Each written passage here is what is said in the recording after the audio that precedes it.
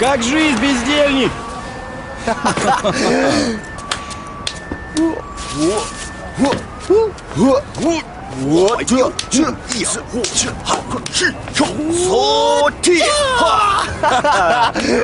Нормально, как сам. Все путем. Че, вытурились из Голливуда? Это просто не мой уровень. С моим-то талантом нужно было сразу в Индию лететь. Слышь, Митхун Чакраборти, падай, ща полетаем. Ё-моё, чувак, ты где надыбал такую тачку? Чё, на завтраках сэкономил, что ли?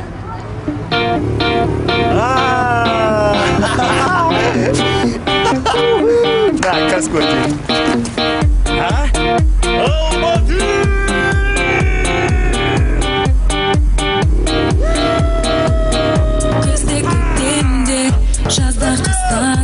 Как ты у нас?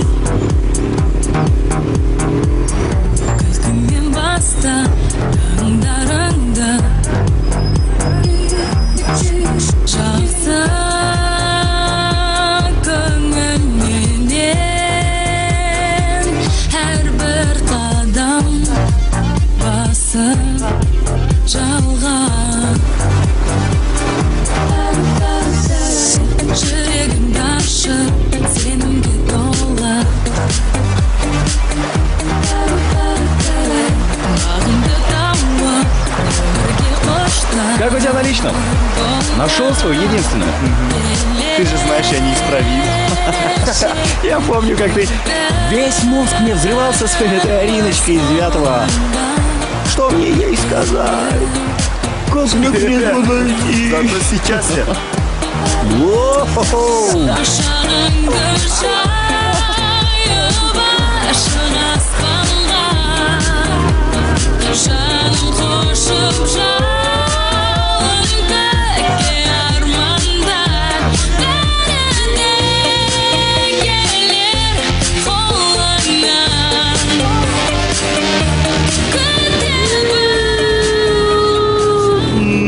Чернота.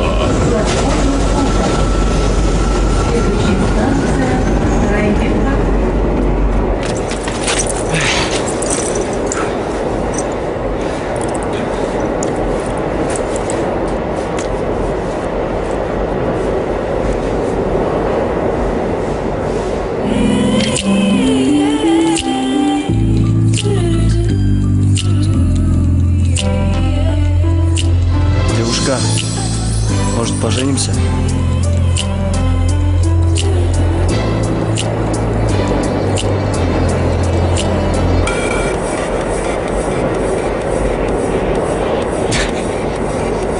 Метро – это хорошее место для знакомства с девушками. На лицо. Прогресс на лицо, брат.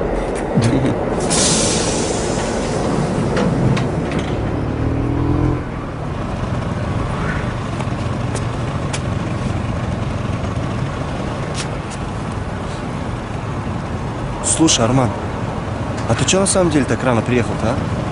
А ты не знаешь, из-за чего я сюда приехал? Не-а.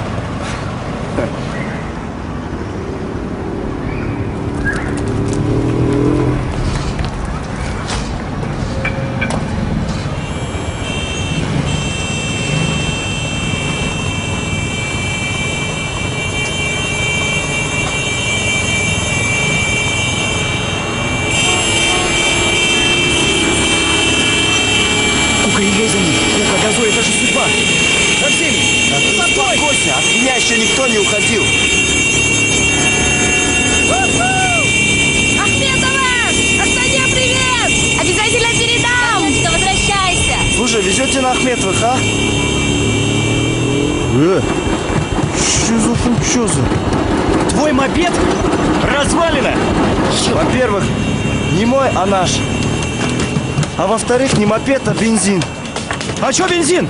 Чё бензин? Всего хорошего и свойства заканчиваться. Бензин? Если ты не знал. И что теперь будем делать? Слушай, что ты депрессуешь? Догоним мы твою Ахметову. Как? По имени и фамилии не найти человека может только такой индейец, как ты, Армаш.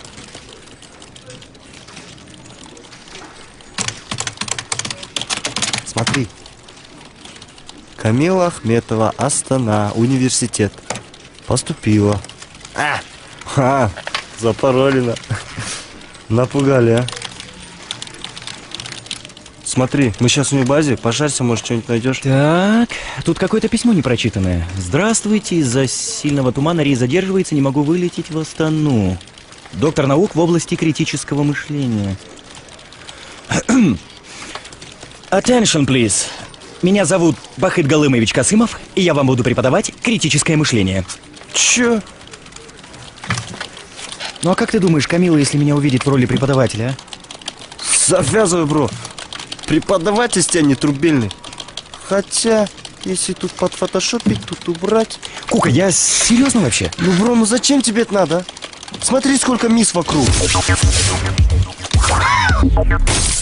Кука, релакс. Давай, пишем новое письмо. Туман рассеялся, все в ажуре и так далее. Короче, Бахыт Галымович Касымов. И 2 слова, пожалуйста. Какие? Ваш препод. Ну ты даешь. Кука-кука. Что мне с этим делать? Ну, Мариш, вертолет в эти джунгли сесть уже не может. И нам газон нужен. Доча, пить только минеральную воду. Без газа, температура комнатная. Опять сожжешь. Ногти не грызть. Не путай. Спать 8 часов в сутки. Ешь регулярно. Интернет-связь только с родственниками, а не подружками там. Дастан Бербер. Папа не Дастан Барбер, а Джастин Бибер. Ну, не знаю. Кто польет гиацинты? Что мы будем делать в этой тишине без Камилы дома? А мы дома включим все телевизоры, радио, магнитофоны, CD-проигрыватели. И будет такое ощущение, как будто Камила дома. Перестань становись на весы. Утром без зарядка. Камила, запишись на айкидо, на карате, мне так будет спокойнее, и на йогу тоже. Мама, я же не в тундру уезжаю. Камилочка, я жду от тебя подробного отчета о романтических переживаниях. Хорошо, мам. Специально для тебя я буду слать сдержанные смс, ну типа плюс и минус. Руша, пожалуйста, следи за ними, ладно? Окей, буду все снимать и укладывать в YouTube. Пап, пожалуйста, не забудь забрать мамин плащ из химчистки, а то он там опять год проваляется. Ну скажешь, что же год? Всего 2 сезона. Не забуду. Нет, ну я начинаю нервничать и впадать в депрессию. Мне это нельзя, мне это вредно для билеты лица. приготовила ты? Да, пап. Посмотри, пожалуйста. Давай поем на дорожку. Пи-пи-пи? Да. I love you like you love me, maybe.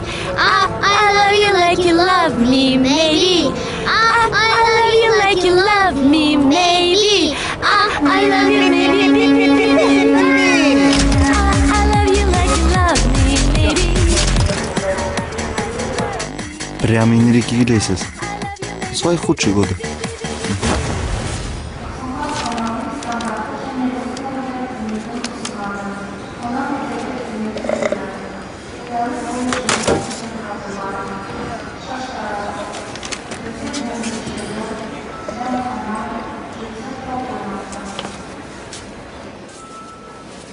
Извините, по-моему, это ваш iPad.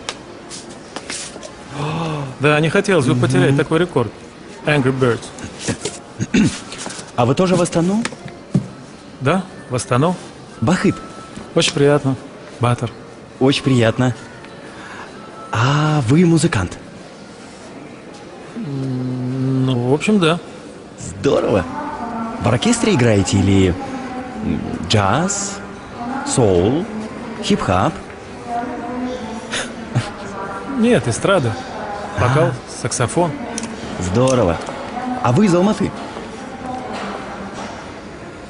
Да, из Алматы. Гуля, Гулия, Так Гуля. я смотрю, шутник, Бахыт. Конечно, я вас узнал. Нестандартные ситуации – это часть моей профессии. Вы уж простите. Ничего, я даже в это поверил.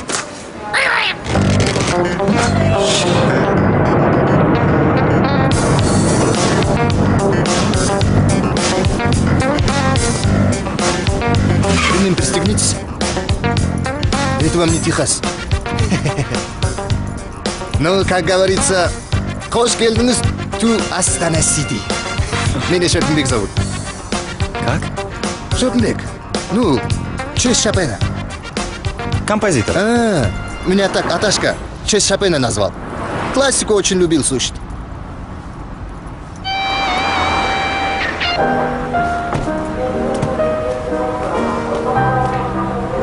А вы вообще зачем к нам? Я преподаватель.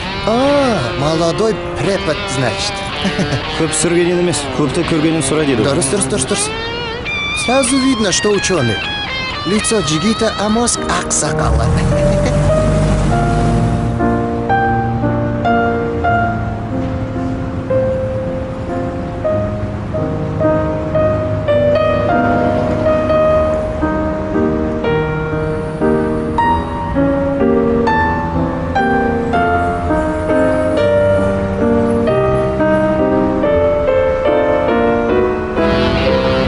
Надолго к нам? На один день. Машаллах. О, ассалам алейкум. Салам алейкум. Малжанам. Аман-есен, Алла деп өзің қалайсың? Все нормально? Как жена, дети? Твоими молитвами. У тебя как? Все нормально. Ай, Проживаешь, Господи. да? Чувствуешь?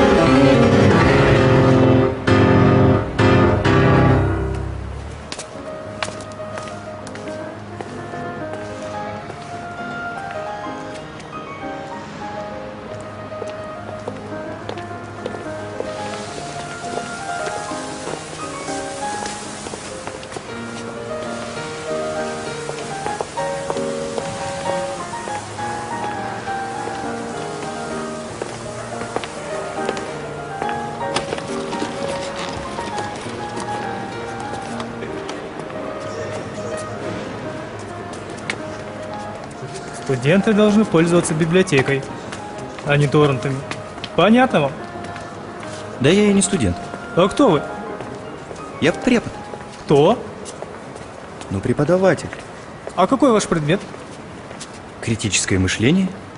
А, я очень хорошо знаю вас. Ой, секундочку. У меня очень важный звонок. Да. Ага, вы привезли. Как вы приехали? Хорошо, оставьте все на 4-м этаже. Ведь сейчас занят. А там мы уже все перешим. Угу. Вахует Галымыч. Так мы с вами очень хорошо знакомы. Это наш новый препод из Англии. Я прочитал Молодой большую такой, часть ваших сильный. публикаций. Последние, кажется, были в 8-м или 7-м номере. В осеннем. Простите, а вы... Сакин Алдьярыч, Ага. менеджер вашего факультета. А что это у вас?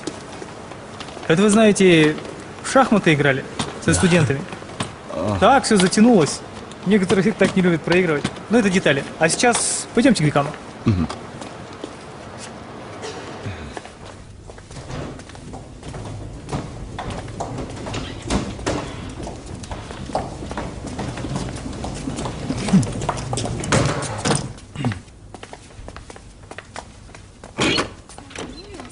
Используется ряд несистемных единиц. Это связано с тем, что рассматриваемый диапазон величин делится на десятки порядков. Кратко перечисляя основные единицы для измерения расстояний. Естественной мерой расстояния в Солнечной системе служит астрономическая единица, то есть АЕ. Естественная мера расстояния в Солнечной системе составляет... Я перезвоню. Камила, Привет, Нико. а ты откуда? Я из Караганды, а ты? А я из Алматы. А ты давно здесь? Да, вчера заехала. А что это за гаммы играют? Это Нурлан. Он, представляешь, переложил число пи на ноты. Вот у него есть сосед, он... Нурик, что за адские звуки? Я, конечно, не поклонник Айрат Нуртасу, но лучше бы, наверное, его сыграл. Ты не понимаешь. Я положил на число пи ноты. И у меня получается, что 1 это до, 2 это ре, 3 это ми. И получается почему это число всё? пи звучит. Зачем играть математику? С тем же успехом можно станцевать таблицу Менделеева. Правильно? Ну я к тому, что зачем тратить свое драгоценное время на непонятно что? В смысле? Ну, мне кажется, лучше тебе причесаться, одеться, купить нормальные очечки. И может, потом у тебя появится девушка. Но Эйнштейн свои множественные... Братан, ну зачем тебе Эйнштейн? Девушкам не нравятся Эйнштейны. И носят такие парни, как Тимберлейк. Ну и такие, как я. О, кстати, о девушках. Он прям секунд из моих снов. Кто? Ну, Сегун, парень. А, Да. Давай я к тебе заеду, окей? Хорошо. Целую. Пока. А у тебя есть буси? а Буси это кто? Ну, парень.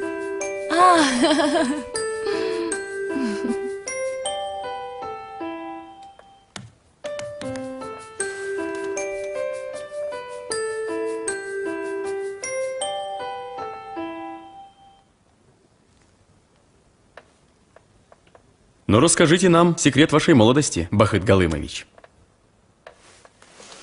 Как говорил Омар Хайям, знания сохраняют наши тела.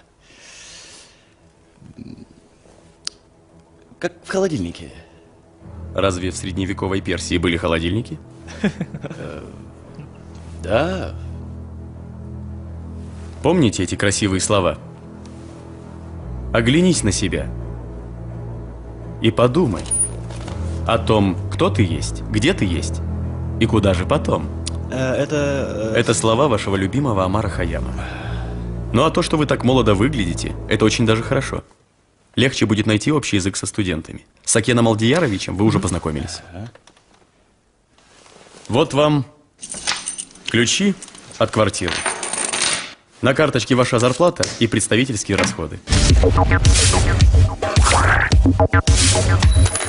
Сакен Алдиярович вам все покажет и ведет в курс дела. Кстати, Бахыт Галымович, я слышал, вы пишете нечто революционное для Harvard Review и собираетесь использовать биполярную шкалу Фидлера? Я несколько суеверен на этот счет. Я надеюсь, что меня правильно понимаете. Я обязательно с вами поделюсь, только когда поставлю финальную точку. Ну, дело ваше, Бахыт Галымович. Добро пожаловать в наш университет.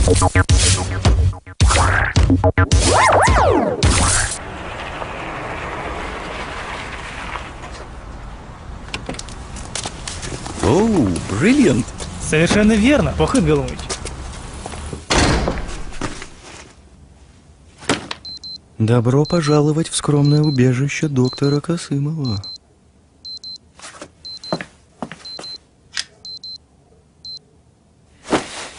Первый день операции под кодовым названием «Камила-2013» успешно завершен.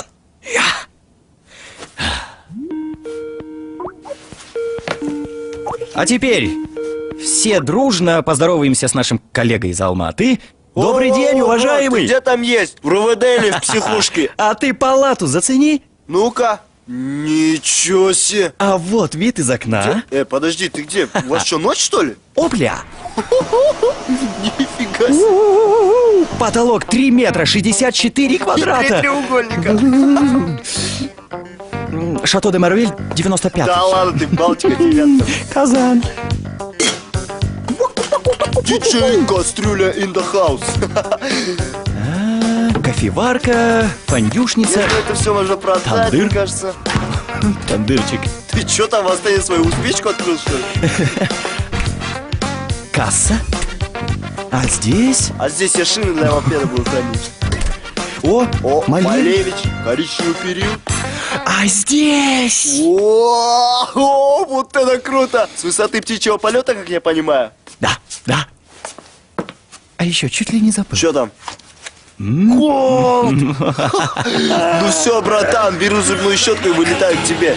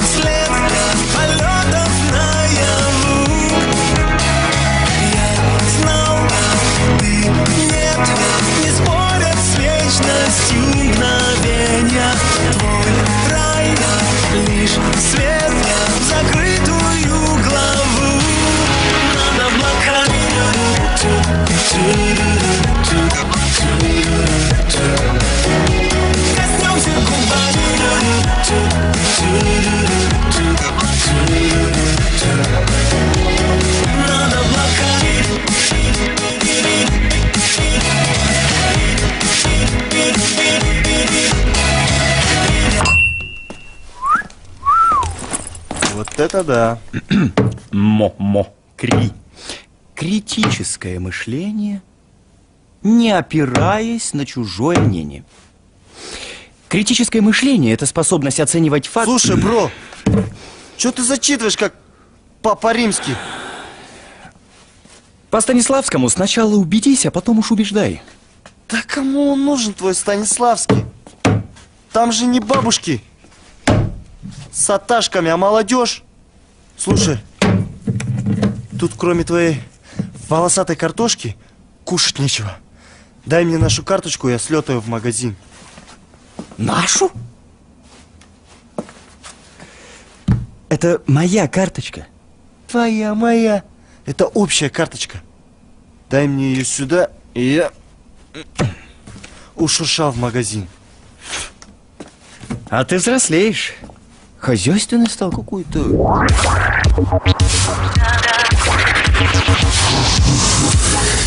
The dog can hear the dog whistle. Other examples are what we can see. The human sense perception systems can only see light that's within a certain spectrum, the visible spectrum, but we can't see things that are below the wavelength of red light or. Кока, what the hell, это что за фигня? Ты же в магазин ушел? Ну да. Я тебе вот фруктов принес. Ты что творишь? Это же не мои деньги. И вообще у меня аллергия. Ты прав. Деньги не твои, они наши. Ты что, гонишь, что ли? Только не надо тебе на совесть давить, а? И потом, ты профессор. Должен развиваться. Учить студентов. И слушать хорошую музыку.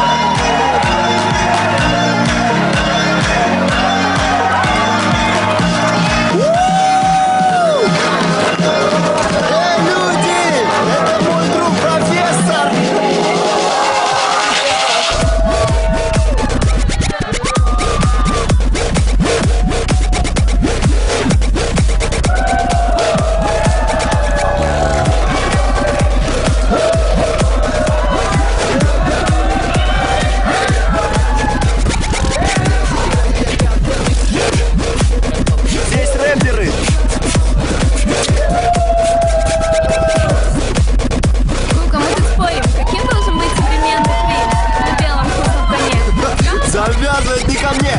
Вот мой друг профессор. Он знает, что почем. Что расскажешь нам? Тебе ж надо тренироваться. Отрепетируй. Представь. Представь, что... Он согласен! Каким должен быть современный принц? Красивым!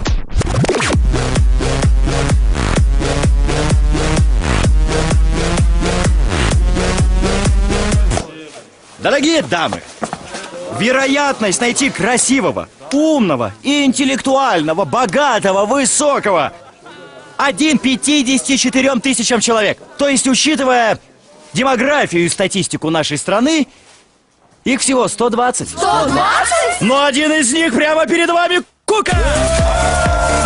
Люди! Это мой друг профессор!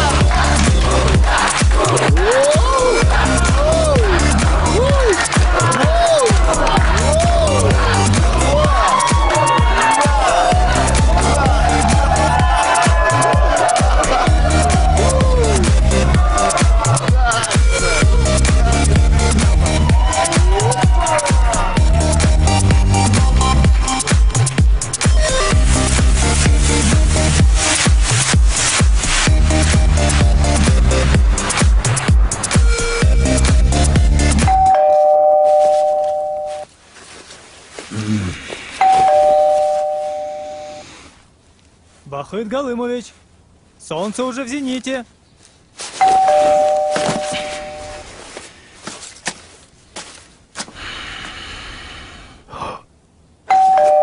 Бахыт Галымович!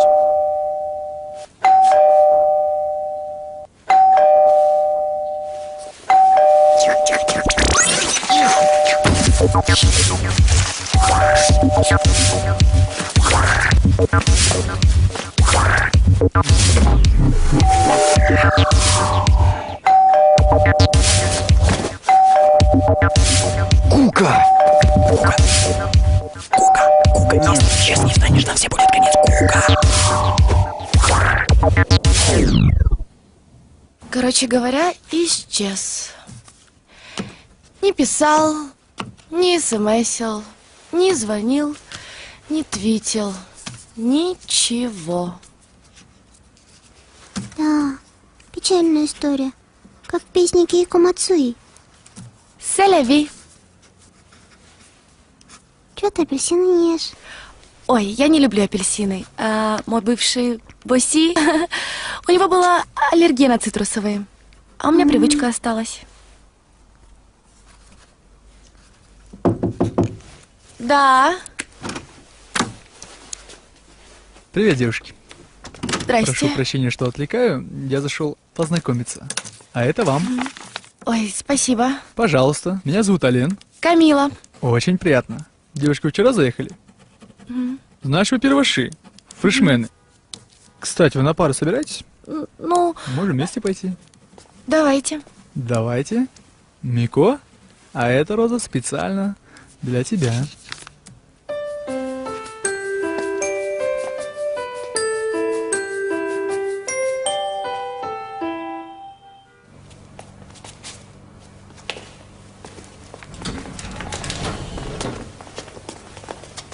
Сакен Алдиярович, рад вас видеть.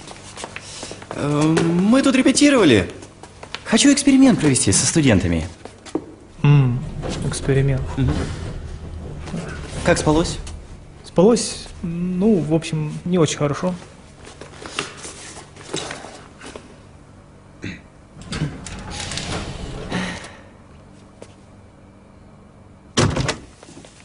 Уважаемые студенты, сегодня у вас есть возможность определить вашего преподавателя критического мышления самостоятельно. Итак, у кого есть идеи? Господин в желтой рубашке. Слишком молод. Какой-то неформал. Господин в голубом пиджаке. Не знаю насчет всех остальных, но этот молодой человек точно не преподаватель. А вот этот господин. Да, вот Поздравляю! Вы все сделали свой выбор. Но почти все ошиблись. Сакен Алдиярович, большое спасибо.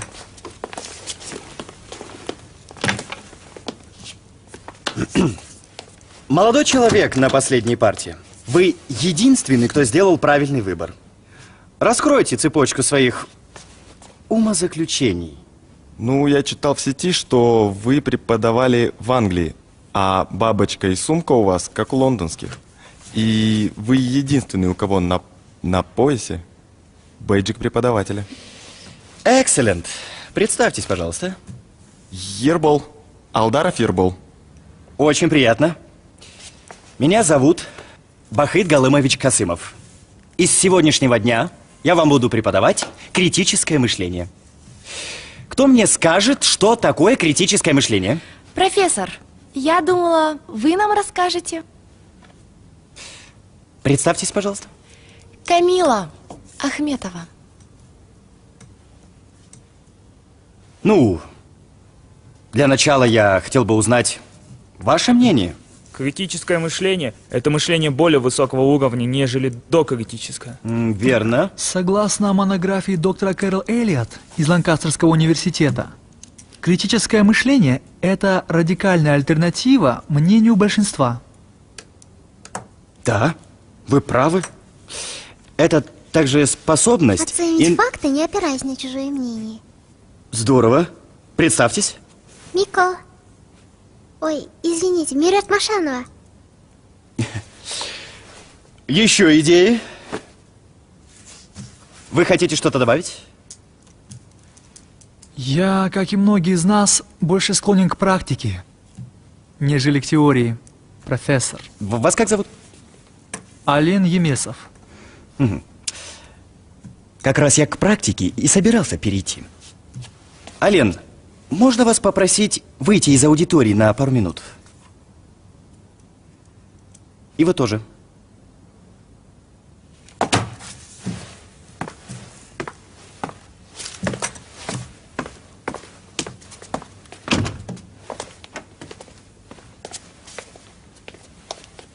Позвольте. Конечно.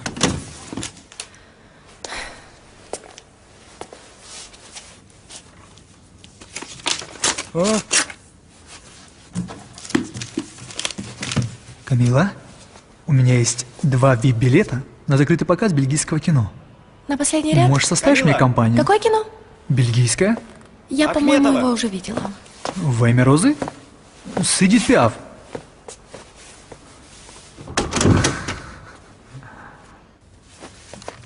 Скажите, вам знакомо это лицо? Где-то видела. Это серийный убийца. Злой и бессердечный. Какие черты его лица выдают в нем это?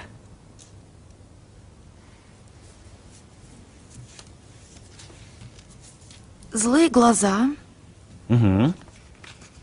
резкие скулы, бесчувственные губы. Отлично. Ален, можно вас попросить обратно? Ален, этот человек известный меценат, всю жизнь помогавший детям Африки. Расскажите, какие черты его лица выдают в нем это? Очень добрый взгляд. Глаза полны печали. Видно, что человек очень много думал о судьбах мира, и он готов бороться с несправедливостью. Очень хорошо. А вообще-то, профессор, это портрет великого композитора Стравинского. Я этот тест знаю. Суть в том, что если человеку заранее дать неправильный посыл, он будет воспринимать это как правду. Этот тест в нете уже 100 лет висит. Если хотите, могу вам дать пару ссылок. Там тесты поновее будут. Ну или в гугле посмотрите. Спасибо за заботу. Молодые люди, я тут вижу, вы все знатоки Гугла?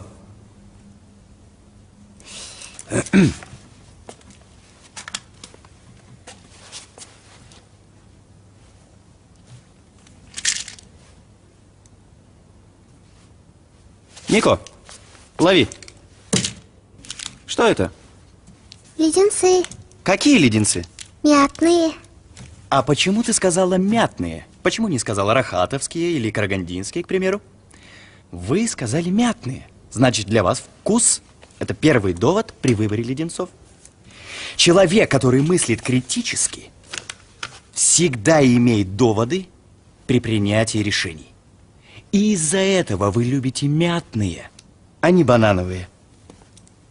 Кидайте дальше и задавайте свой вопрос. Любой? Любой. Твой любимый фильм? Да любой, лишь бы последний ряд. Лови, ботан.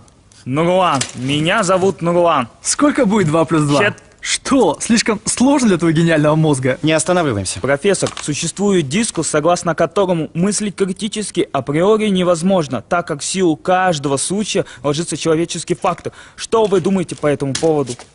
Да, Нурлан, человеческий фактор важен. Но еще важнее вкус леденцов. Моя задача – научить вас оценивать то, что внутри, а не снаружи. Профессор, я не поняла, какое это отношение имеет к предмету?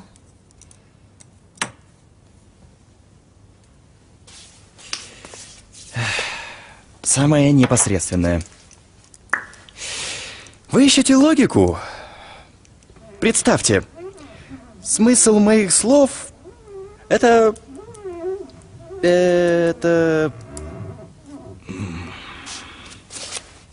круг.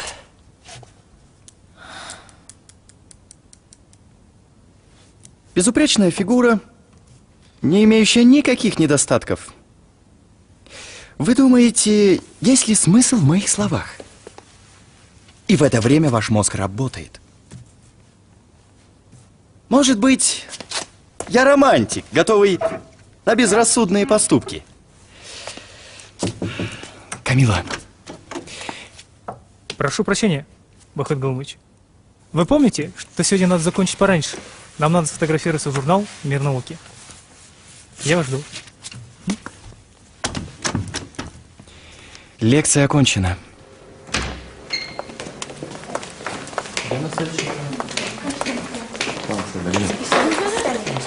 Бахыт Галымыч, спасибо, было очень интересно. Бахыт Галымович, можно вас на минутку? Как мне расценивать ваше письмо? Прошу прощения, письмо?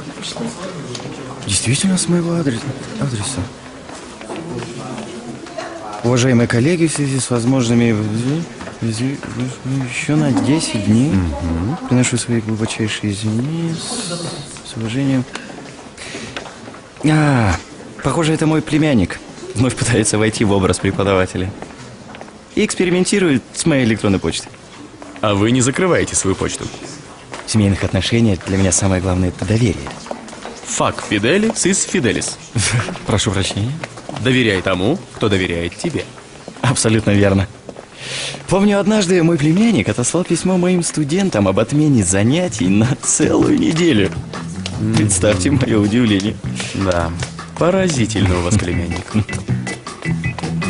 Я уверен, у вас это получится. Посмотрите сюда, давайте, пожалуйста. Бахыт Галымыч. Бахыт Галымыч, Улыбка, мне давайте. нужна ваша улыбка. Давайте сделаем улыбочку. Посмотрите в Самую кадр. хорошую улыбочку. Улыбаемся, Спокойно. улыбаемся. Ладно, я понимаю, я не выспался. Мне этот Кука спать всю ночь не дал. Ну-ка.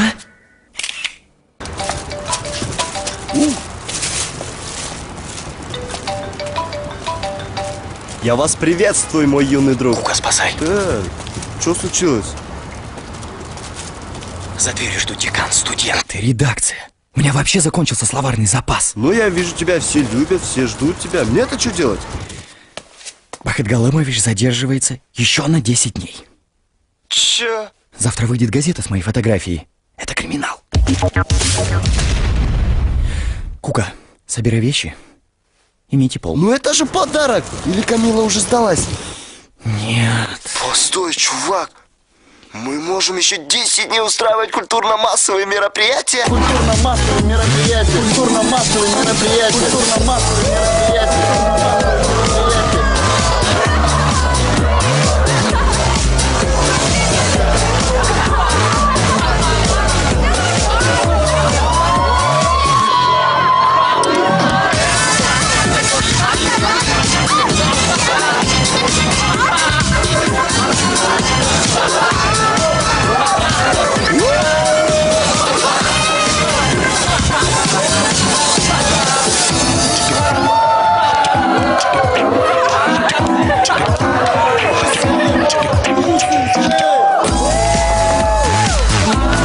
What about an argument that says 99.9% of... Это Рене Магрит. Картина «Это не трубка». «Ceci n'est pas un pipe». Написано в 1929 году. Верно. Бахыт Галымыч, прошу прощения. Некоторые наши преподаватели хотели бы поприсутствовать на вашей лекции. Надеюсь, мы вам не помешаем. Это Кристофер Белл. Здравствуйте. Преподаватель квантовой механики. Дмитрий Хван. Здравствуйте. Прикладная психология. И Асель Мусабаева. Она у нас преподает философию. Все очень уважаемые профессора. Я думаю, вы сталкивались с их работами. Да, конечно. Для меня честь. Присаживайтесь.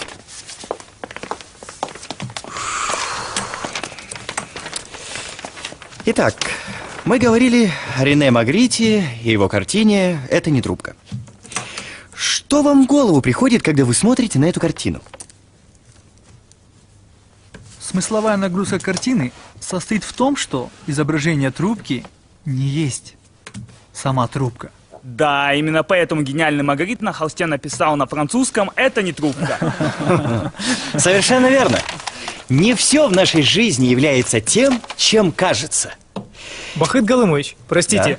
не могли бы вы продемонстрировать что-то из ваших уникальных методик? Искусство смотреть...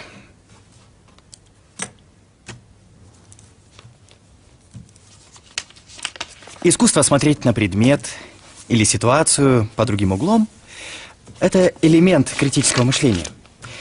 Я хочу сейчас вам предложить поучаствовать в своеобразном тесте.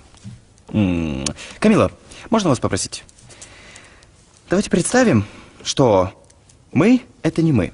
Например, я не преподаватель, а Камила, вы не студентка, вы популярная актриса. Я продюсер, который безумно хочет снять в своем фильме вас. А ты агент Камилы, Нурлан, вы режиссер. Уважаемые студенты, уважаемые коллеги, вы зрители, смотрите и оценивайте.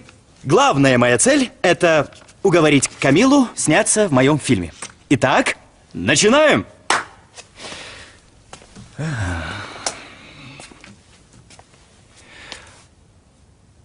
Камила, вы просто обязаны сняться в моем кино. Я так не думаю. Но кроме вас никто не сыграет эту роль. Ваш сценарий очень предсказуем. Я заранее знаю, что все закончится обманом. А с чего вы взяли? Я видела это в кинотрейлере. Но это абсолютно новый фильм. Вы даже не знаете, что будет в У конце. вас сюжеты никогда не меняются. И к тому же мне бы очень не хотелось повторять свою ошибку дважды. Что вы имеете в виду? А то, что у меня уже был опыт съемок в таком же фильме. Мой продюсер был самовлюбленный эгоист. Мне кажется, вы не слишком отличаетесь. Не будьте столь категоричны ко всем сразу. Да, но он же не может отвечать за чужие ошибки. А что вы называете ошибками? Может быть, это когда ваш продюсер обещает сделать одно, но поступает совершенно иначе? Или то, что он исчезает со съемочной площадки в один прекрасный день? Успокойтесь, у нас так не бывает. Конечно. И к тому же, я разговаривал с вашим агентом, с Мико, и она мне сказала, что вы в восторге от моей картины и просто набиваете себе цену. Ну, это я подумала, примерно тебе пойдет. А я уверена, что Мико не это имела в виду. Вы все перепутали. Кстати, я разговаривала с вашим режиссером, и он сказал, что на самом деле ваш сценарий банален. Вы просто сами этого не понимаете. Я все понимаю, просто вы бурно воспринимаете в данный момент всю ситуацию. Почему вы его постоянно сравниваете с Уж другим больно человеком? они похожи. Я совершенно конкретном фильме, здесь и сейчас. Прошлое тут ни при чем. И вы даже не хотите понимать и Мне уже не нужны ваши отказываетесь. подробности, я и так все знаю. Вы не хотите поставить себя на мое С место? какой стати я должна быть на вашем месте? А с того, что без вас эта картина развалится, это вы эгоистка, потому что вы не хотите этого Пусть понимать. провалится, пусть! Не все равно, понимаете?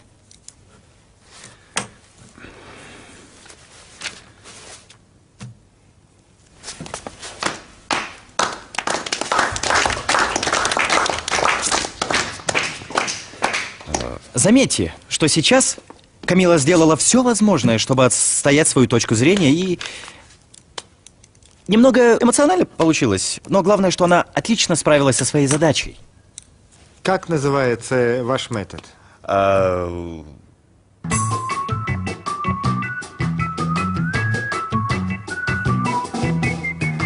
Пахыт Галымыч, все хотел спросить о вашем знаменитом соседе. Прошу прощения. Из Лондона. Ах, из Лондона. Прошу прощения. Хорошо. Милая, мне сейчас не совсем удобно разговаривать. Что-то срочное? Армаша, у меня на карточке деньги закончились немножко. Можешь там потеребить наших спонсоров срочно? Любимая, что значит твоя карточка? Ты потратила все бабки с карточки? Что значит я потратил? Мы же вместе их тратили. Слушай, значит, никаких денег ты больше не получишь. А когда я приеду, мы с тобой разведемся. И ты поедешь к своей маме, ясно?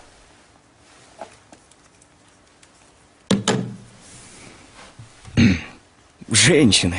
Всегда денег не Но хватает. вы же не думаете разводиться из-за такого пустяка? Двое детей как-никак. Ну что вы, я так и припугнул. А как же ваш именитый сосед? С ним все экселент, развивается. Все так же играет? Он недавно с гастролей вернулся.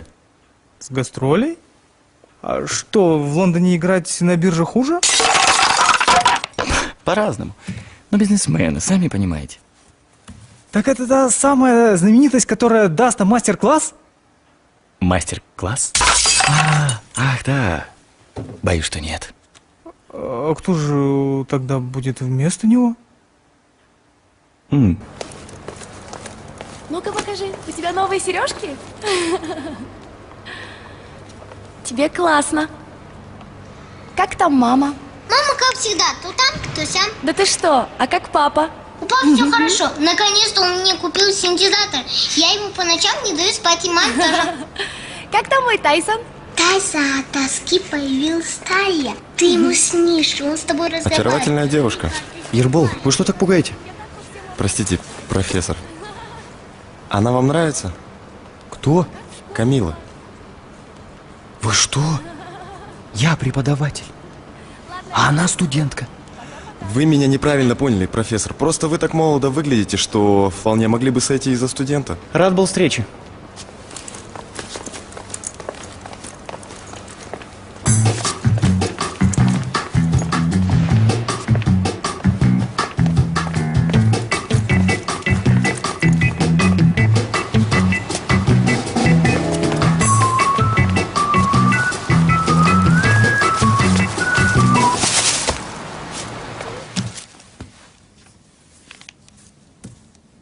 Уважаемые студенты, может, я и не преподаватель. Устал придумать свои дурацкие лекции. У каждого из вас есть знания, которыми вы владеете лучше меня и любого другого. Я хочу, чтобы вы поделились этим. Может, начнем с вас, Ален? С меня? Окей. Te voglio bene, sai, ma tanto, tanto bene, sai, è una catena ormai che scioglie sangue din te vene,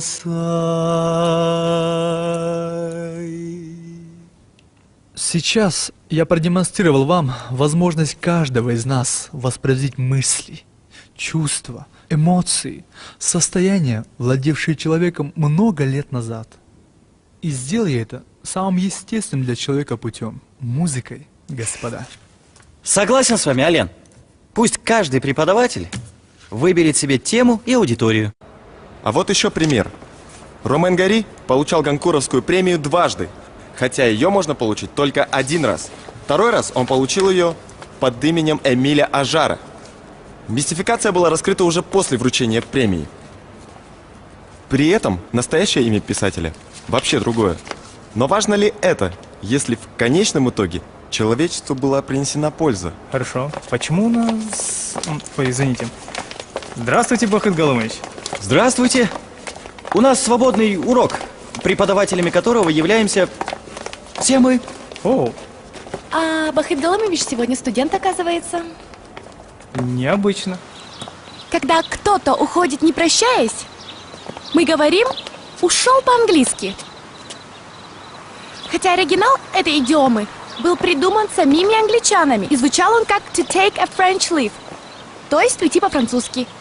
Позже французы просто скопировали это выражение в отношении англичан.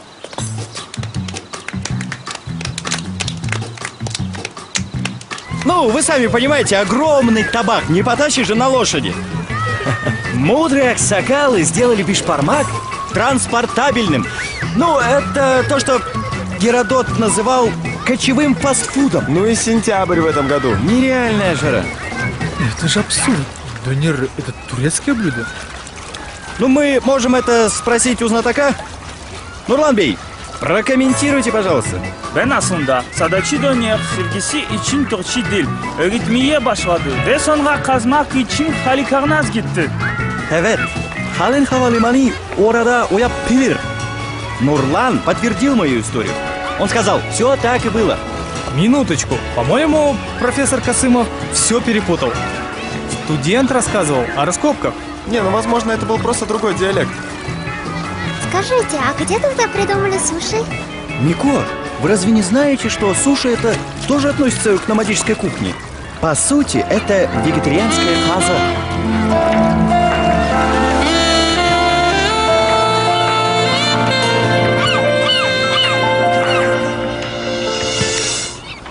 О, сколько чаек в Астане. Будто здесь где-то море. А вы слышите море?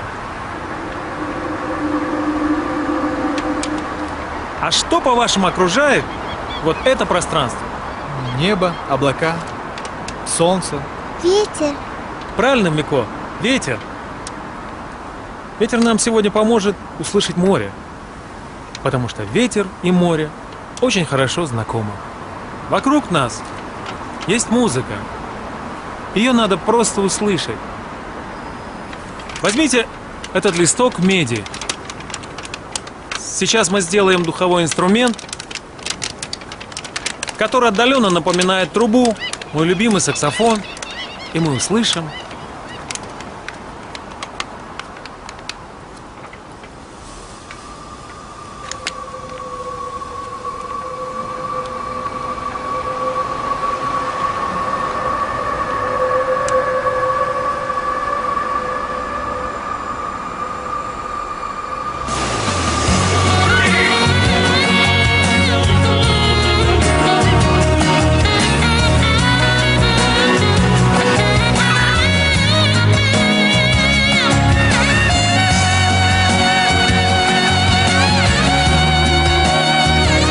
Отойдите от края крыши. Вас дует. Спасибо, друзья. Ну, скажу вам так, ребята. Наверное, самое главное, чтобы у каждого человека была мечта. Если она есть, это уже неплохо. Поэтому сегодня, когда мы видим это замечательное место под названием Астана... Ален, ты не занят? Нет, куда ж ты полетел? Тебе нравится икебана? Да, наконец-то попал в эту свинью. Может, пойдем на мастер-класс по икебане в академии? Да. Академии искусств. Отлично, супер. Хорошо. Yes, прошел этот уровень.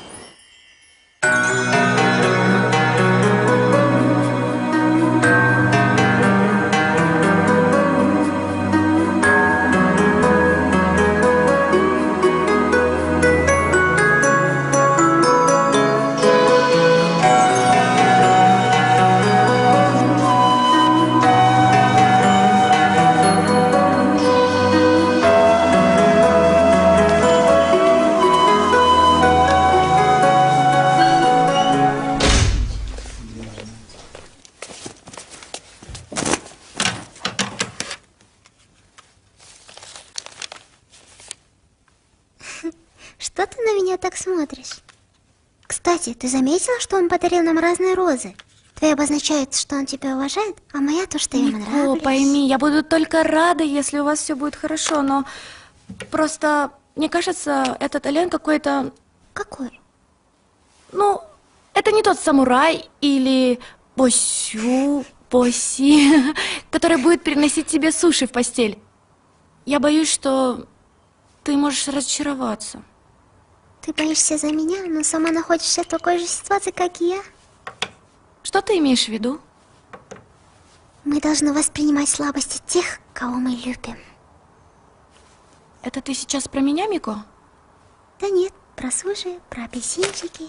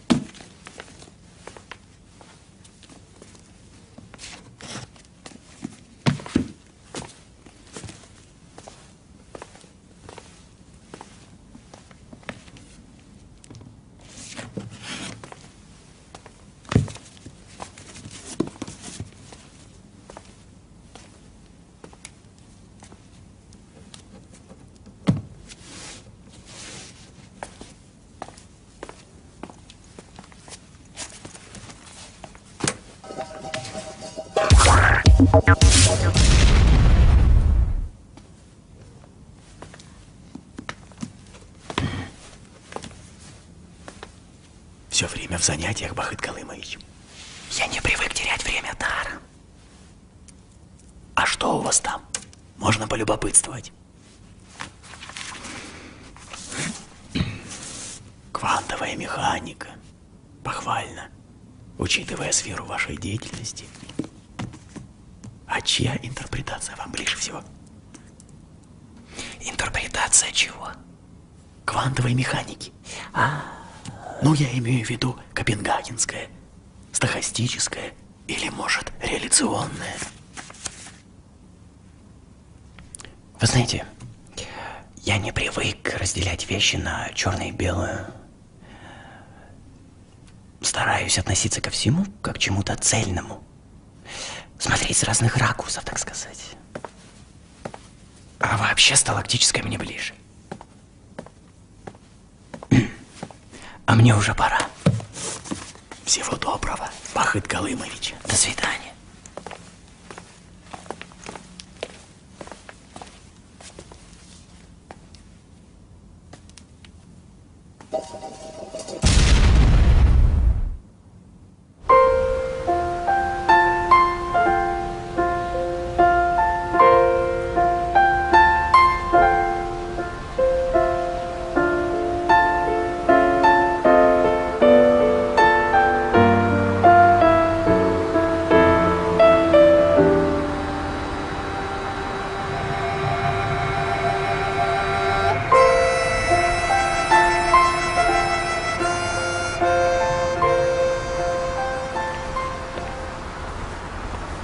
Ку-ку.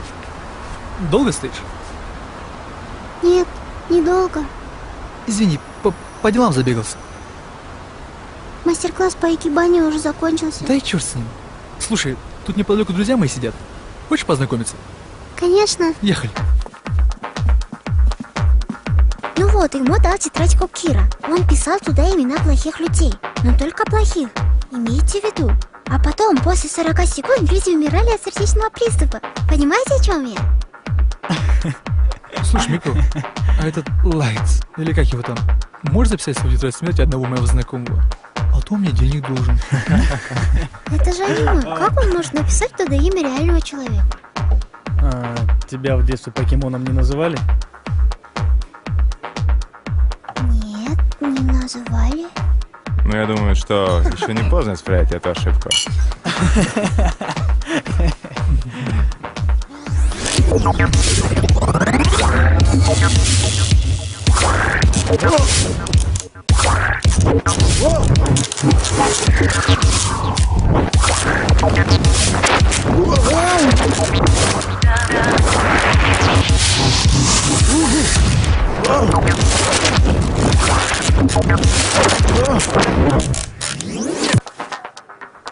Мико, мне написала Камио, у нее что-то случилось. Пойдем, я тебя провожу. Гудбай. Пока. Пока. Ален, тебя что, на экзотику Ну чё, потянуло, как там, да? нормально? А, знакомая с универа. Вечеринка в разгаре? Везет же мне на ненормальных. Ща, давай, выезжаем уже. Ну чё, пацаны? Поехали. По гужбаням, да?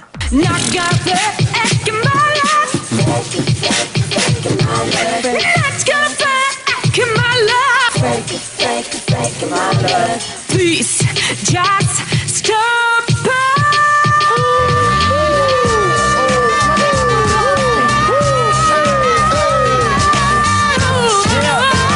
Дорогие друзья, давайте поприветствуем неподражаемую Дагру!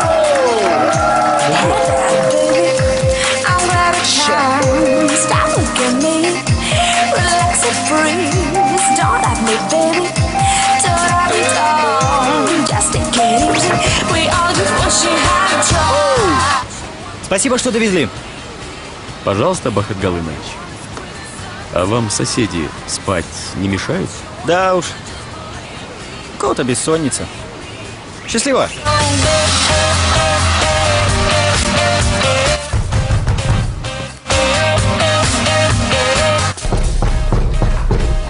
Сколько Сколько можно шуметь, молодой человек? Спать не даете людям. Да я сам в шоке, я уже милицию вызвал. Мой телефон, он в этот вечер, ну зазвучит. Алло, без лишних слов, я знаю, где ты. Все это прайм, все это прайм, все это прайм, это Девушки, вы не в курсе, где Кука? Мы не в курсе. Мы с Кешей. А кто такой Кеша? А кто такой Кука? Понятно. Кука, что за дела, а? Не, ну Арман, что ты прям как моя бабушка?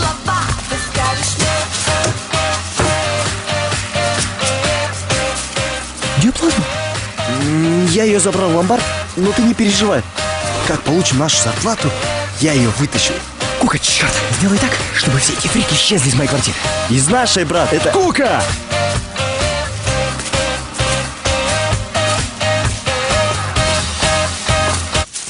Так, народ, люди, пиплы, завтра у моего друга работа, свадьба, все дела. Так что собираем все свои портянки и на выход. Давай, пока. Сори, парни. Ну, извините, так получилось. Ничего, нормально, просто наш жених зануда. О, брат, все, вечеринка is over. Серьезно? Да. Я тут пришел. Ничего. Да, брат, мертвого стуса, однако. Не, завязывай. Завтра приходи, отвечай, отожжем.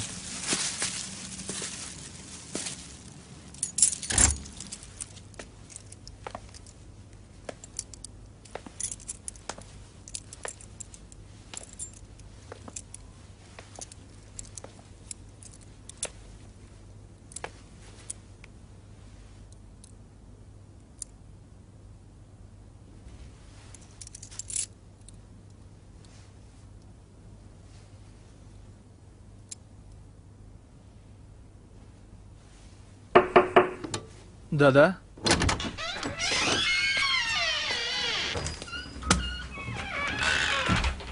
А, Мико, это ты? Привет. Доброе утро. Как дела? Хорошо. Хорошо? Да. Угу. Пойдешь сегодня со мной на философию? На философию? Ты знаешь, мне к другу заехать надо. Наверное, не получится. Совсем? Давай на парах увидимся. Окей? Гять.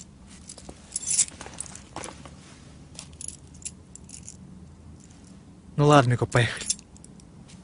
Поехали. А чего мы ждем?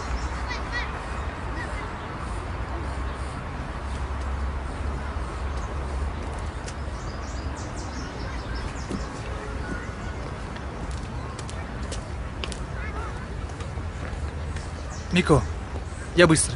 Я с тобой. Не хочу одной сидеть. Ладно, только в темпе. Идем.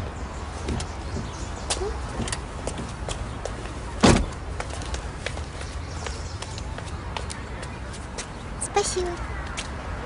И лягушачья икра в замороженном виде не портится, так же, как и снежные человеки. Конечно, есть теория, что они могут жить веками. Представляешь? Не знаю, Мико.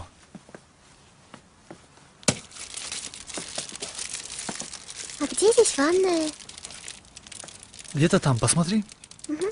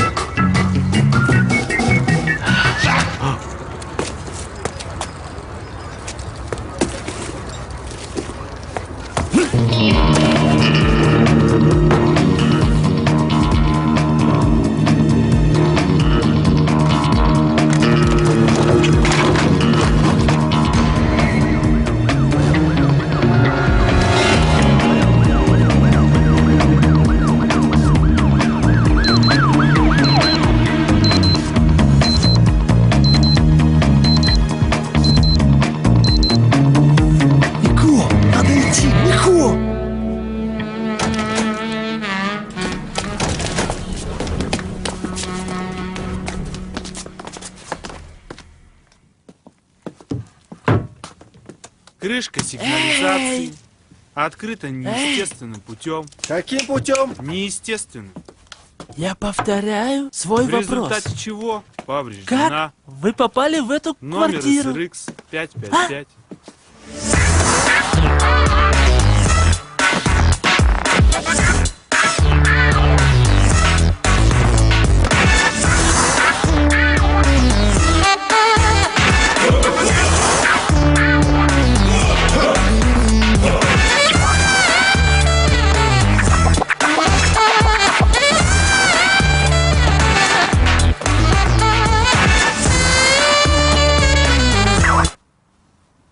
На, девочка, попей водички.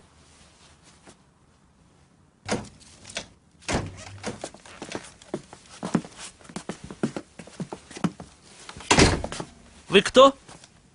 Я доставщик пиццы. Заказывали пиццу? Вы? Мы пиццу не заказывали. Это вообще чья квартира? Мне тоже интересно. А кто платить будет? Бахат Галымович? А, Бахет Галымович. Да он у нас частый клиент. Тогда я в холодильнике пиццу оставлю. А где она? Кто? Ну, пицца. Бахет Галымовича? А где он? А где он? Вы что, с нами шутки шутить будете? Документы предъявите быстро, пожалуйста.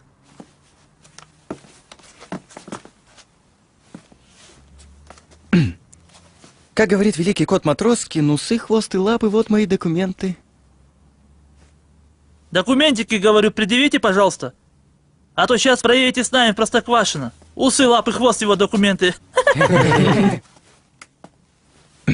Вы думаете, каждый день доставщики пиццы с собой документы носить будут? Ладно. К вам претензий не имеем. Можете идти. А гражданочка, вы проедете с нами.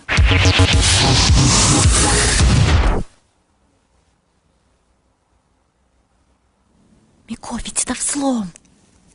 Незаконное проникновение в чужую квартиру. Незаконное проникновение в квартиру. Неестественное повреждение сигнализации. Почему ты мне ничего не говоришь? И мы оперативно сразу же сработали. Даже чай не попили. Что случилось? Бахыт Галымович, я жду объяснений. Вы понимаете, в моей квартире стоит сигнализация. Если не ввести туда код, то срабатывает тревога. Я специально для своих студентов сделал несколько наводок и предложил отгадать код.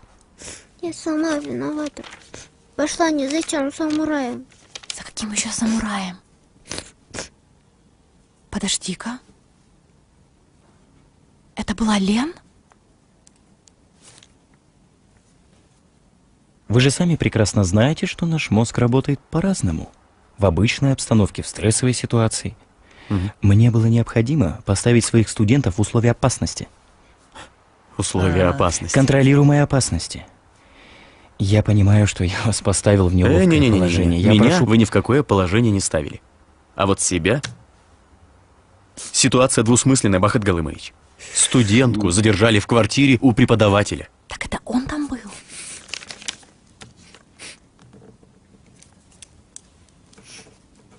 Он совсем не такой, как твой БГ. Почему мой? Кто такой БГ? Потому что мне кажется, что он твой.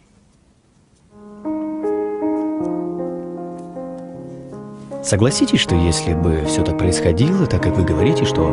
Ну тогда бы студентка знала бы код сигнализации.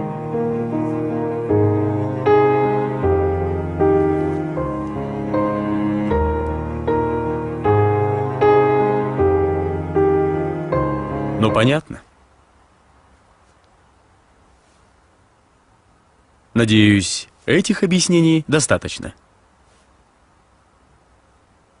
Мы приносим свои извинения.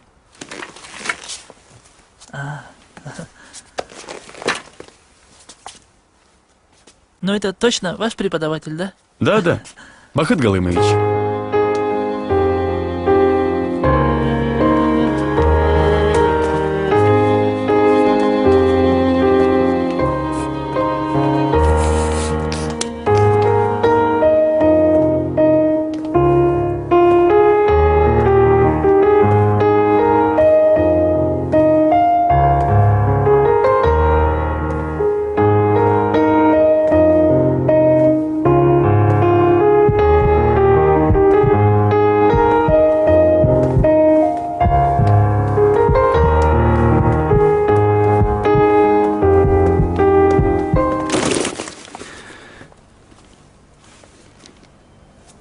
Подожди, пожалуйста. Нам нужно поговорить. Как там Руша? Хорошо. Как там Кука? Отлично. Ну вот и поговорили. Камила, подожди. Подожди. Арман, поздно. Я серьезно? Арман, если ты научился так ловко обманывать, это не значит, что я тобой любуюсь. Да, я растерялся. Я уехал. Но все это...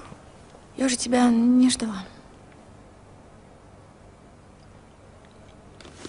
Но я ради тебя вернулся. Галым Бахытович. Нет. Бахыт Арманович. О, нет. Арман Искандерович. Знаете, вы так часто меняетесь, что я уже забыла о самом главном. Бахыт Галымович, здравствуйте. Мы все уже собрались, только вас ждем.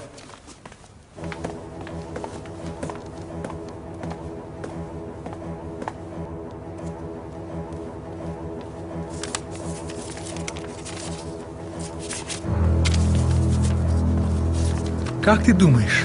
Что вы хотели? Люди на Земле должны помогать друг другу? Безусловно, следуя теории императивного... Да. Следуя теории взаимопомощи. Иди и передай этот конверт декану. Я опаздываю на лекцию. Тогда в твоих же интересах сделать это все по-быстрому. Окей, man. Do it.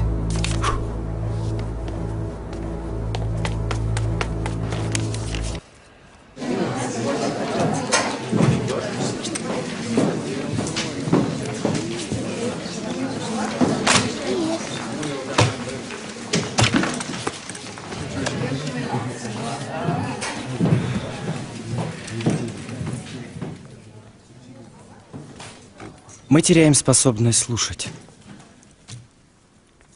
Общаясь приблизительно 60% времени, мы слушаем. Давайте определим этот процесс как преобразование звука в мысль. Это умственный процесс. Это процесс извлечения образов из звукового хаоса. Если на шумной вечеринке я крикну вам: «Мико, Нурлан, слушайте», вы прислушаетесь, чтобы отличить шум от сигнала. Мы распознаем образы, особенно свое имя. Дифференциация – это прием, которым мы все пользуемся. Вспомните телевизионный шум. Если вы оставите его на 2 минуты, вы буквально перестанете его слышать. Мы слышим различия. Мы не придаем значения звукам, которые не меняются. И, наконец, у нас есть множество фильтров.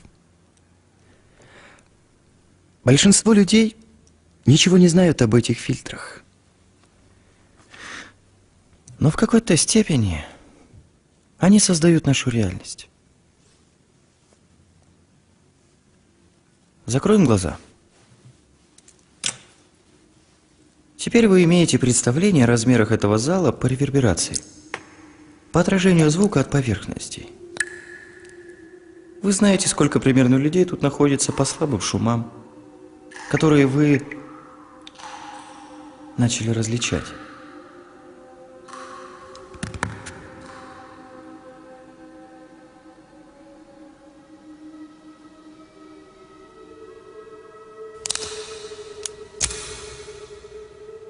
Как я уже сказал, мы теряем способность слушать.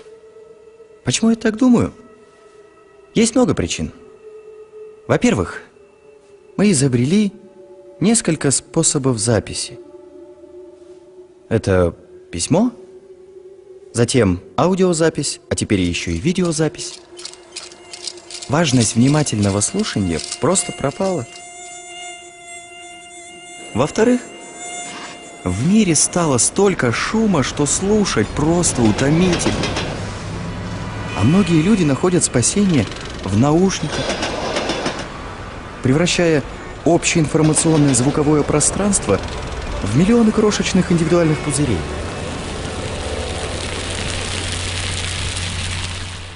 В таком случае никто никого не слушает. Риторика становится ненужной. Мы с вами ищем просто звуковые фрагменты. Искусство общения вытесняется. По-моему, это опасно. Теперь нам приходится кричать еще громче, чтобы быть услышанными. А значит, нам становится труднее обратить внимание на тихое, тонкое и невысказанное.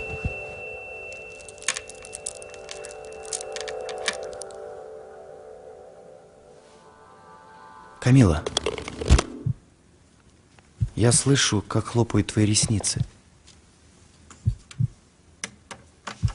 Я слышу, как ты трогаешь свои волосы. Я очень хорошо слышу, как ты смотришь на меня.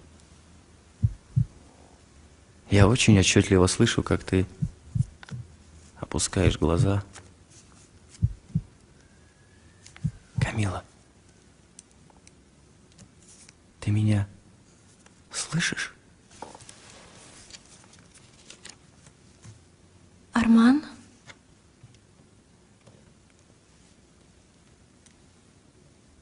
Я тебя слышу.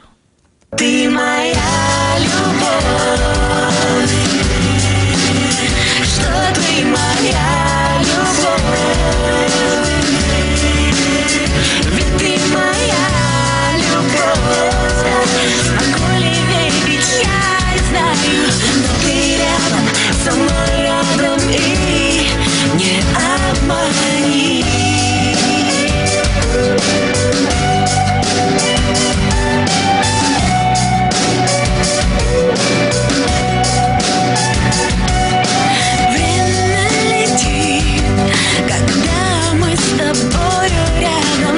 Случилось. Не объяснить, почему лишь в твоих руках все изменилось. То, что у нас лишь только мы знаем.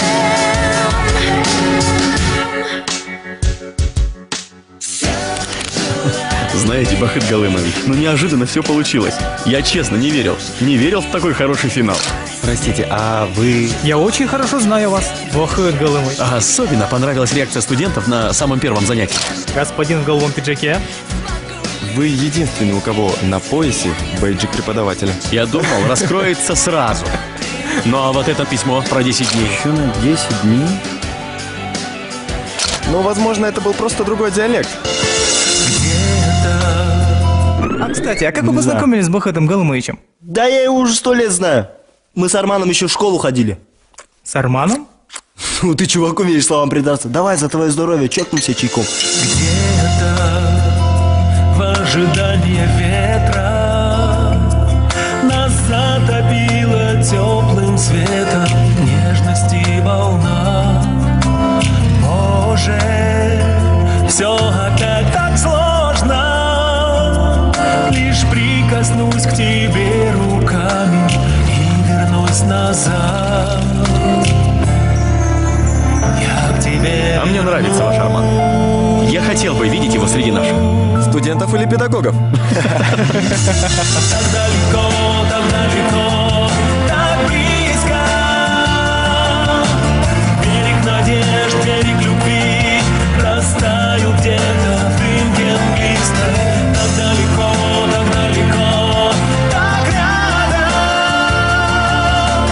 Берег любви лишь для двоих, и нам с тобой поверить надо. Этот берег для двоих. Если мы не будем вместе, я вспомню, как сияло солнце на твоих губах. Твое, и небом станет море.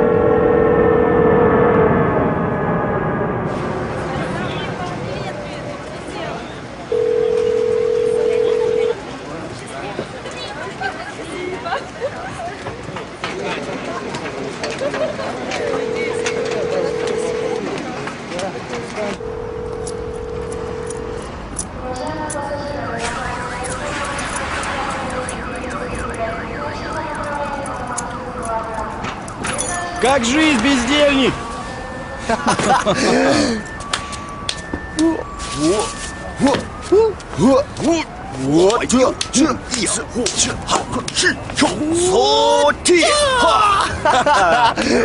Нормально, как сам. Все путем. Че, вытурились из Голливуда? Это просто не мой уровень. С моим-то талантом нужно было сразу в Индию лететь. Слышь, Митхун Чакраборти, падай, ща полетаем. Ё-моё, чувак, ты где надыбал такую тачку? Чё, на завтрак как сэкономил, что ли?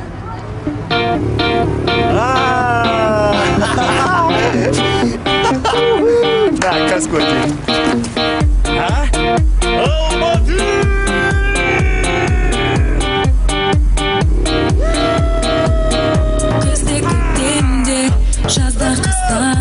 Как ты у нас?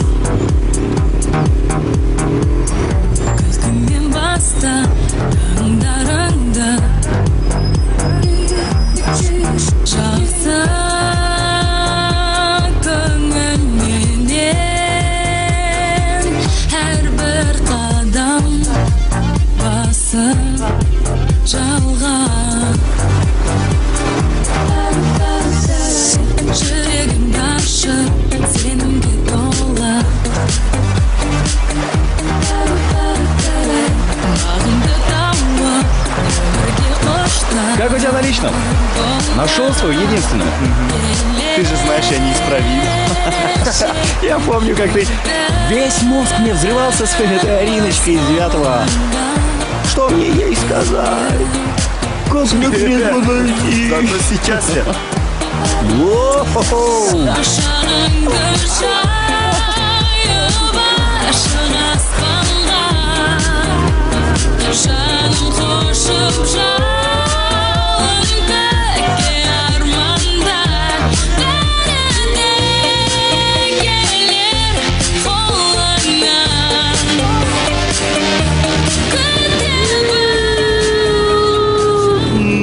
Чернота.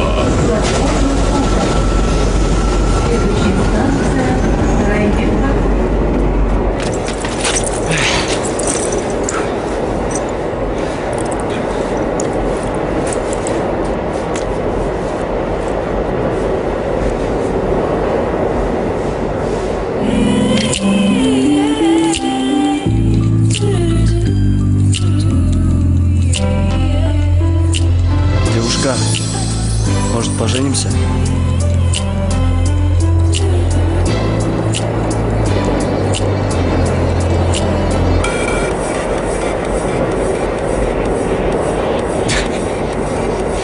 Метро – это хорошее место для знакомства с девушками. На лицо. Прогресс на лицо, брат.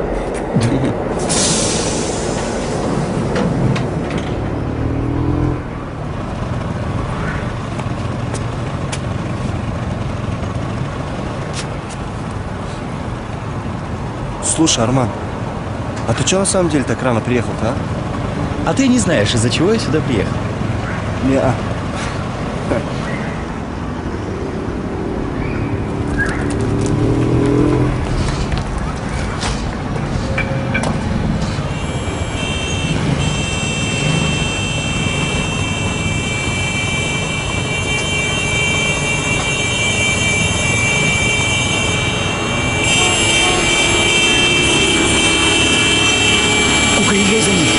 Это же судьба! За всеми! Успокойся, от меня еще никто не уходил. Ахметова! Астане, привет! Обязательно передам! Танечка, возвращайся! Слушай, везете на Ахметовых, а? Что за функчоза? Твой мопед развалина! Во-первых, не мой, а наш. А во-вторых, не мопед, а бензин. А чё бензин? Чё У бензин? всего хорошего и свойства заканчиваться. Бензин? Если ты не знал. И что теперь будем делать? Слушай, что ты депрессуешь? Догоним мы твою Ахметову. Как? По имени и фамилии не найти человека может только такой индейец, как ты, Армаш.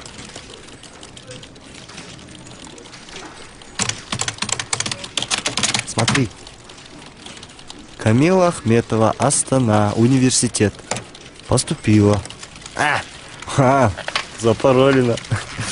Напугали, а. Смотри, мы сейчас в Мибазе, пошарься, может, что-нибудь найдешь. Так, тут какое-то письмо непрочитанное. Здравствуйте, из-за сильного тумана рейс задерживается, не могу вылететь в Астану. Доктор наук в области критического мышления. Attention, please. Меня зовут Бахыт Галымович Касымов, и я вам буду преподавать критическое мышление. Чё? Ну а как ты думаешь, Камила, если меня увидит в роли преподавателя, а? Завязывай, бро. Преподаватель с тебя не трубельный. Хотя, если тут подфотошопить, тут убрать... Кука, я серьезно вообще? Ну, бро, ну зачем тебе это надо? Смотри, сколько мисс вокруг. Кука, релакс. Давай, пишем новое письмо. Туман рассеялся, все в ажуре и так далее. Короче, Бахыт Галымович Касымов. И 2 слова, пожалуйста. Какие? Ваш препод. Ну ты даешь. Кука-кука. Что мне с этим делать? Ну, Мариш, вертолет в эти джунгли сесть уже не может. И нам газон нужен. Доча, пить только минеральную воду. Без газа, температура комнатная. Опять сожжешь. Ногти не грызть. Не буду Спать 8 часов в сутки. Ешь регулярно. Интернет-связь только с родственниками, а не подружками там. Дастан Бербер. Папа не Дастан Барбер, а Джастин Бибер. Ну, не знаю. Кто польет гиацинты? И что мы будем делать в этой тишине без Камилы дома? А мы дома включим все телевизоры, радио, магнитофоны, CD-проигрыватели. И будет такое ощущение, как будто Камила дома. Перестань становись на весы. Утром без зарядка. Камила, запишись на айкидо, на карате, мне так будет спокойнее, и на йогу тоже. Мама, я же не в тундру уезжаю. Девочка, я жду от тебя подробного отчета о романтических переживаниях. Хорошо, мам. Специально для тебя я буду слать сдержанные смс, ну типа плюс и минус. Руша, пожалуйста, следи за ними, ладно? Окей, буду все снимать и укладывать в YouTube. Пап, пожалуйста, не забудь забрать мамин плащ из химчистки, а то он там опять год проваляется. Ну скажешь, тоже год. Всего 2 сезона. Не забуду. Нет, ну я начинаю нервничать и впадать в депрессию. Мне это нельзя, мне это вредно для лица. Да, пап. Посмотри, пожалуйста. Давай споем на дорожку. Пи-пи-пи? Да. I love you like you love me, maybe. I love you like you love me, maybe. I love you like you love me, maybe. I love you, maybe, maybe, maybe, maybe. I love you like you love me, maybe. Прямо Энрике Иглесиас. Свои худшие годы.